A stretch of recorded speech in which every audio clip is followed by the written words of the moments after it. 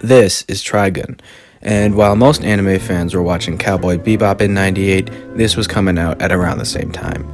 And the Bebop show was selling like hotcakes, like fedoras to Discord mods, like rebranded Fortnite skins to 9-year-olds. In other words, everyone loved it. The animation was ahead of its time, and the show had something for everyone. Romance, action, the deep shit for the edgelords.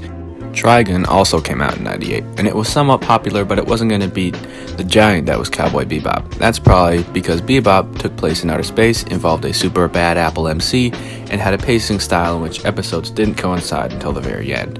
What was Trigun? An anime that took place in outer space, had a bad Apple MC, and followed the same pacing style as Cowboy Bebop.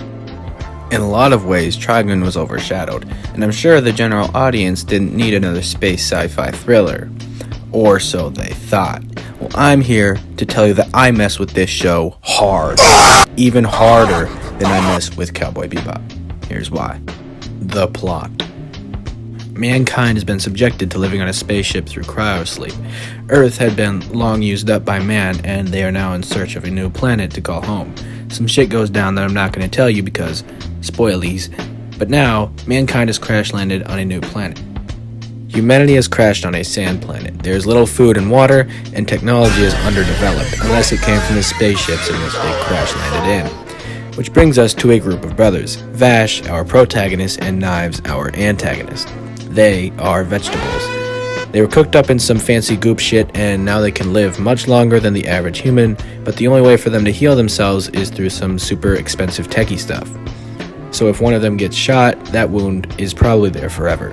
Knives hates humans, and he wants to kill all of them. Vash wants to save humans. But every single episode, the viewer is given a little piece of truth, a little hint as to what is really going on the planet. And slowly but surely, things begin to add up, and then you're hit with some real shit. The show becomes darker, people die, and then you begin to wonder, is Vash doing the right thing? While the idea of saving everyone is inherently a great thing, he can't save all of them. And then we're faced with two ideas, either kill all the humans because humans are shitty, or save all the humans because they can sometimes be good. The stakes escalate and a final showdown between Vash and Knives seems inevitable. There is no room enough for two vegetables in town, and the rest is spoilers, so I won't tell you. Characters. Let's start with Vash. Despite his dope-ass outfit and menacing appearance, he's a chill dude. He likes to laugh and mess around, and refreshingly, is a bit of a perv. He's not a typical protagonist that wants to be the strongest or the greatest at something. His motive has far more conviction through his many years of living. Nicholas D. Wolfwood. I love this character. He is a bad mofo, and his character is so well done. So he's a pastor who goes around doing good deeds just like Vash, but he also kills people, but only the bad ones. And even though he's a pastor, he sees that killing the murderers and the rotten, filthy criminals makes a better society. And by killing the murderer, you save more lives. While his way works easier than Vash's, and usually saves more lives at the end, Wood can't help but realize that Vash is right. No human does have the right to take the life of another, and they basically have a badass bromance and do lots of cool stuff, like standoffs and fighting bad guys, and it's so damn badass. Lastly is Knives. He isn't brought in until the last episode, but he is still a great villain. His motives are to save the vegetables, like himself, and to create a superior race of vegetables, because the vegetables live longer.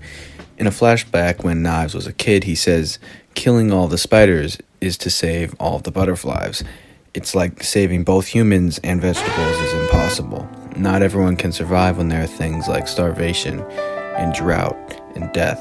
He is right. Both Vash and Knives are entirely correct in what they think, and I think that makes a great villain. Man, shut your bitch ass up, nigga. Nobody asked you that a bitch ass thing. Visuals. The show was made in the 90s. You're not going to get those crisp-ass Demon Slayer fight scenes. And a lot of the show has some really bland colors. But that's only when the show isn't serious. When the show gets serious, immense details thrown at you with these awesome-ass panels, and the landscapes look so good.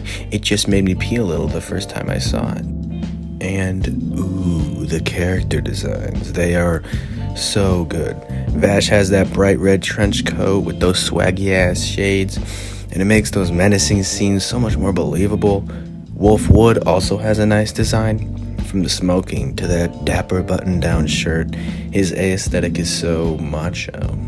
But the thing I love most about his design is that cross. I think they were going for the Jesus carrying the cross on his back thing, and they nailed it. It looks so threatening, and then he reveals it, and it's 10 times more threatening. He wasn't carrying around empty weight. No, he was carrying around a masterfully crafted can of whoop-ass. Soundtrack. Not including the soundtrack for the actual show. There's a lot of use of these little noises like footsteps, the loading of a gun, that created a lot of tension when there was nothing in the background. All you could hear was the click, click, patter, patter. It gave those scenes a lot of tension, and it made it feel like a true Western. The soundtrack was really nice, though. Nothing I'd listened to outside of the anime, but it did its part. Stuff I didn't like. This bitch. She gave nothing to the story. She was annoying. She was unfunny. Didn't do anything. She served literally no purpose. I don't remember her name because she was so forgettable, so I'll just call her Shitface. Shitface is a property damage compensation color. I don't know what it's called. She's the person that tracks you down if you break someone's property and have to pay for it, I think. Or like a tax, whatever. Which makes a fair bit of sense considering Vash is called the humanoid typhoon and is known for destroying cities and whatnot. And to show how much of a nuisance Shitface here is, let's play this clip. So Vash warns Shitface here, you need to get out of town because shit's about to go down. And so she's leaving town and she's like, no, we totally need to turn back and go help Vash. But then she's like, okay, we totally stand zero chance, and Vash definitely is smarter than us and knows what to do, so we should totally leave town.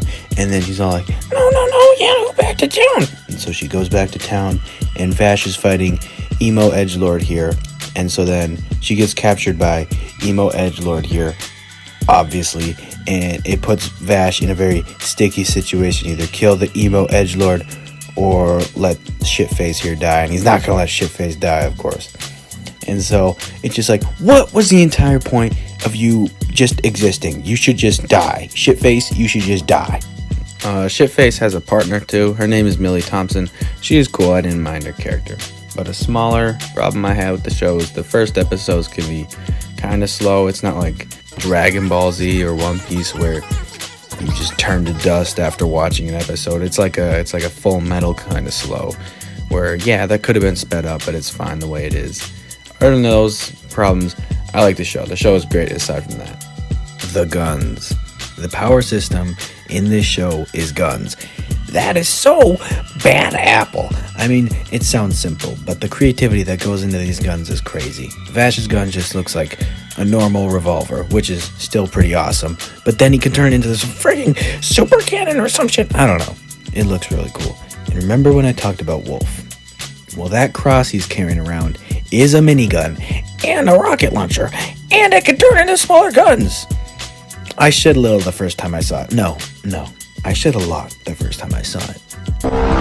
As a 32-year-old that isn't allowed within the 500 yards of a school, I would play with that thing. I would go into my backyard and go all... I don't care. Bro, I'd let someone peg me with it. Man, shut your bitch ass up. But that's not all. Every bad guy in this show has some awesome-ass gun. It's honestly cooler than most shonen power systems. Like, I'd rather see some cool guns than the 600th adaptation of magic in a shitty anime. The fights. They're not your typical, Nani, how could he possibly have seen that coming? I thought my attack was placed at the right time. Oh my gosh, Goku, how did you do that? Literally slobber on your balls some more. And then right when you think you're going to get an actually decent fight, backstory time. Now you have at least 5 minutes of backstory per character, even if they aren't important. That's a typical shonen fight sequence. Trigun skips all that shit. It's just guys shooting each other. The angle at which the bullets are shot isn't explained, because we're not 12-year-olds. We can see right in front of us what's happening.